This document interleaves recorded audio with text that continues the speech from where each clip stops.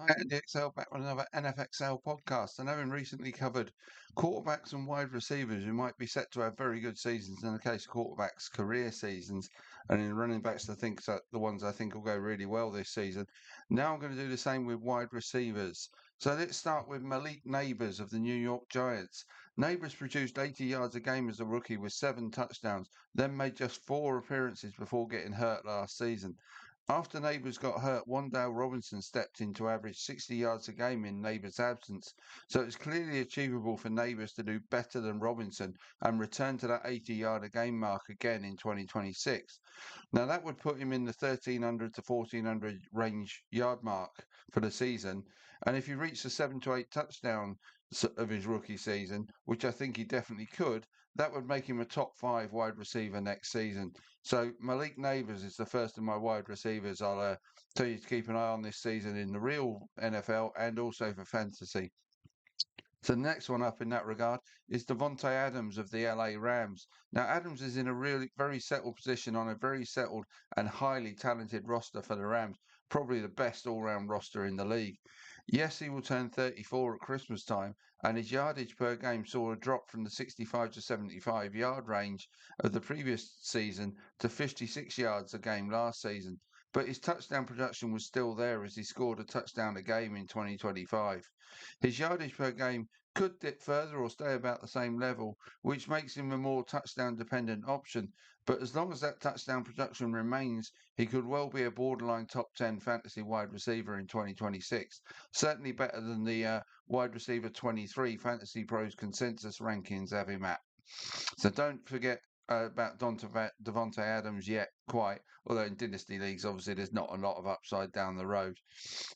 So if he does get off to a good start to the season, maybe he's the one to look to trade away and see what you can get for him. Right. Mike Evans of the now San Francisco 49ers, having moved over from Tampa. So as I say, after 11 consecutive 1,000-yard seasons for the Bucks, Evans played in just 8 games for them last season and was another Buck that saw a dip in production. Evans will turn 33 before the start of next season and made the decision to leave Tampa via free agency in search of titles with the 49ers. So can he get back to the 1,000-yard receiver he was until last season? Maybe not. And as with Adams, that makes him a more touchdown dependent option in 2026. He's averaged 10 touchdowns a season for the last 6 seasons. And that may be what he does for the 49ers. I have Evans as my fantasy wide receiver 16. And again, like Devontae Adams, he may be a one and done at the top levels fantasy wise in 2026, but I have him doing better than the wide receiver 25 that Fantasy Pros have him at. Right, on next to much younger wide receiver, Jameson Williams of Detroit Lions. Fantasy Pros have Williams as their wide receiver 26, which mystifies me as he is a 25-year-old wide receiver entering his 5th season and may still be improving. He averaged 70 yards a game in 2024 and 65 yards a game in 2025, with 8 and 7 touchdowns respectively in those 2 seasons. That would lead me to believe a 1,200-yard, 8 touchdown season is what could be on the cards for Williams in 2026. That would make him a clear top 20 wide receiver next season and still with plenty of dynastic value too. Next one up, Brian Thomas Jr. of the Jacksonville Jaguars. Now, with the Jags possibly turning to their pass offense more in 2026 with Travis Etienne having departed, Thomas has a chance to get back to being the 1,000-yard receiver he was as a rookie and as the probable wide receiver one for the Jags next season. On a team that may pass the ball more and with the look of being a definite contender in 2026, Thomas could well be a top 25 wide receiver. And I have him much higher ranked than the wide receiver 40, which is the consensus view on Fantasy Pros. Yeah, I know they've got other options there. Parker Washington, trying to remember the guy who came over from Vegas, whose name's just slipped my mind. Oh, how can I not forget him? Jakobi Meyers. Jakobi Meyers.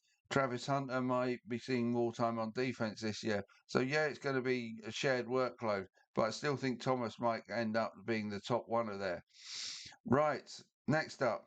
Another one who may fail to challenge for targets this season, or that seems to be the perception, but I have a slightly different view. This is Jordan Madison of Minnesota. 53.7 yards a game as a rookie in 2023, 59.6 in 2024, and then a dip to 49.4 last season. So the dip last season is hardly a good sign for Addison, and now it seems many see the arrival of Juwan Jennings as a threat to Addison's scoring power in 26. I actually think it may be TJ Hawkinson that comes under threat from Jennings, who tends to do most of his work over the middle. So um, it could be the case, but it's not a given that Addison sees a drop in targets. And for me, the dip last season was down to poor quarterback play more than anything else. If I am right that Kyler Murray improves the level of quarterback play significantly, then that may offset any damage done by the arrival of Jennings, which could even, in a perverse way, help Addison, as he might become the wide receiver the opposition take their eyes off to some extent.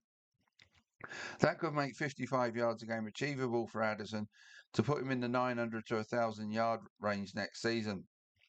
Addison's touchdown numbers also dropped markedly last season to just three, but with 9 and 10 in the previous two seasons, 7 or 8 doesn't seem out of the question for him in 2026. So 950 yards, 7 touchdowns, that would make him my wide receiver 25, not the wide receiver 45 in the consensus rankings. Right, rookie time. Mackay Lemon of Philadelphia. The first rookie I included is the wide receiver I had as the best in class pre-draft, and based on the premise that I wrote this before AJ Brown's trade was completed. So AJ Brown is gone now, and that'll leave plenty of targets for the likes of Lemon to pick up in 2026. The arrival of free agents Dontavian Wicks and Hollywood Brown could eat into Lemon's opportunities as a rookie, particularly early in the season. But AJ Brown had 78 receptions last season, and Jahad Dotson had 18. So between Lemon, Wicks, and Hollywood, those 96 catches and maybe more may well be divided. I can see Lemon taking by far the majority of those for sure and going close to 1,000 yards as a rookie. He may even eat into Devontae Smith's workload. He may not be up to the touchdown numbers though, but I still think he could end up as a top 35, possibly top 30 wide receiver as a rookie. His consensus rankings have him at 42, and if he's as good as I think he is, he has huge dynastic value. Right.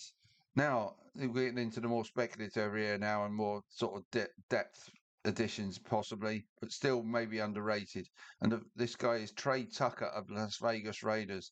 Tucker is the first of my two speculative late rounders to go after in fantasy drafts. He led the Raiders in wide receivers in receiving yardage last season.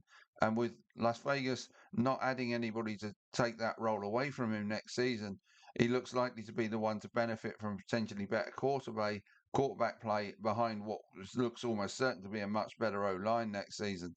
So the quarterback won't be running for their life as much and will be able to find his receivers, is the argument I'm making. Tucker's has seen a modest uptick in his statistical output in each of his 3 seasons in the NFL, and as the Raiders wide receiver one, he could continue on that upward curve in 2026. And I can see him going north of 800 yards receiving next season. So as a late round selection that could be more than useful as a spot starter bye-week relief option, Tucker may represent value in fantasy drafts. I have him as my fantasy wide receiver 44, as opposed to his consensus ranking of 70 with Fantasy Pros. Final one is another rookie, and it's Antonio Williams of the Washington Commanders. Williams landed in a great spot to give him a good shot at a good deal of targets as the potential wide receiver two behind Terry McLaurin in Washington. And with McLaurin getting up there in years now, if Williams does cement himself in that role this season, he may have good dynastic fantasy value too. I have the rookie out of Clemson as my wide receiver 42 for next season. Fantasy Pros have him at 82, so he's a potential great value pick in fantasy drafts. So there's the wide receivers. Final piece in this sort of series, if you like, will be the tight ends, which will be a short piece, but I'll come back with that very soon. See you later.